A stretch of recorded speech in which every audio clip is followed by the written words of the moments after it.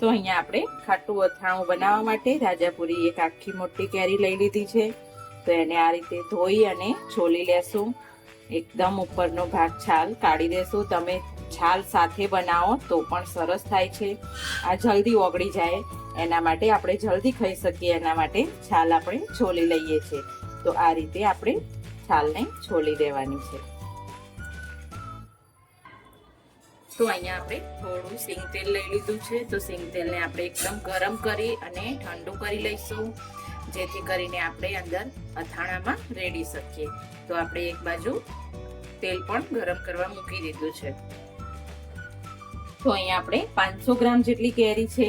તો એ કેરીને આપણે મસ્ત જે પ્રમાણે ટુકડામાં આપણે કાપવી હોય એ રીતે કાપી શકીએ છીએ. મોટા કે નાના તમારે જે અનુકૂળ હોય. હું મીડિયમ સાઈઝના ટુકડામાં કટ કરી લઈશ. એકદમ આપણે ખાટું અથાણું બનાવવાનું છે કે પંજાબી શાક જોડે કે એમનેમ રોટલી જોડે ભાખરી જોડે પણ ખાઈ શકીએ એ રીતનું અથાણું આપણે બનાવીશું. તો આ રીતની મેં રાજાપુરી કેરી લઈ લીધી છે. તો એને આ રીતે મીડિયમ સાઈઝના ટુકડામાં કટ કરી લેવાની. તો અહીંયા આપણે કેરીને મસ્ત એવી નાના મીડિયમ સાઈઝના ટુકડામાં કટ કરી લીધી છે. તો આને હું હળદર અને મીઠામાં નથી નાખતી, ડાયરેક્ટ જ આપણે અચાર મસાલો છે આ વાડકી ભરીને લીધો છે. અને ગ્રામમાં કહીએ તો 100 ગ્રામ જેટલો અચાર મસાલો લઈ લીધો છે. મેં ઘરે બનાવેલો અચાર મસાલો લીધો છે. તો તમે તમારા હિસાબથી, આગળ મેં એક વિડીયો બનાવ્યો હતો, 2 વિડીયો, એમાં મેં અચાર મસાલો ઘરે બનાવ્યો હતો. તો એ જ બનાવીને મેં સ્ટોર કરી લીધો છે. તો આ રીતે હું અંદર 100 ગ્રામ જેટલો અચાર મસાલો, મેથીયો મસાલો જે કહીએ, એને એડ કરી લઈશું. સરખો એવો મસાલો મિક્સ થાય ત્યાં સુધી મસ્ત એવું મિક્સ કરી લઈશું. અને આપણું ખાટું અથાણું આપણે તૈયાર કરીશું. અને હા, આ અથાણું ઇન્સ્ટન્ટ જ 1 જ કલાકમાં બની જાય છે. પણ તમારે ખાવા માટે 2 થી 3 દિવસ માટે રાહ જોવી પડે છે, કારણ કે જેટલી કેરી ઓગળશે અંદર એટલું જ આપણો અથાણાનો ટેસ્ટ છે એ સરસ આવશે.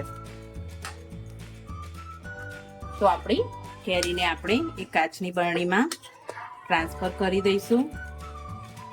બધી જ કેરીને અંદર એડ કરી દઈશું. પછી આપણે તેલ નાખીએ અંદર ઉપરથી. જેટલું જ કોઈ બી અથાણું હોય, જેટલું જ ઉપર તેલ તરતું રહેશે એટલું જ અથાણું લોંગ ટાઈમ સુધી સારું રહેશે. તો આ રીતે આપણે ખાટું અથાણું ઇન્સ્ટન્ટ તૈયાર કરી દીધું છે.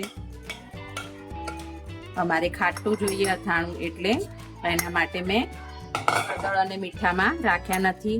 જો તમારે ઘરમાં મીડિયમ થોડું ખાટું ખાતા હોય તો તમે હળદર મીઠામાં 1 દિવસ રાખી અને પછી બનાવી શકો છો. તો હું હવે બધું જ તેલ અંદર સિંગ તેલ એડ કરી દઈશ અને બધું જ અંદર મિક્સ કરી દઈશ. જો તમને તેલ ઓછું કે વધારે લાગે તો તમે પાછું થોડું ગરમ કરી અને ઠંડુ કરી તેલને ઉપર એડ કરી શકો છો.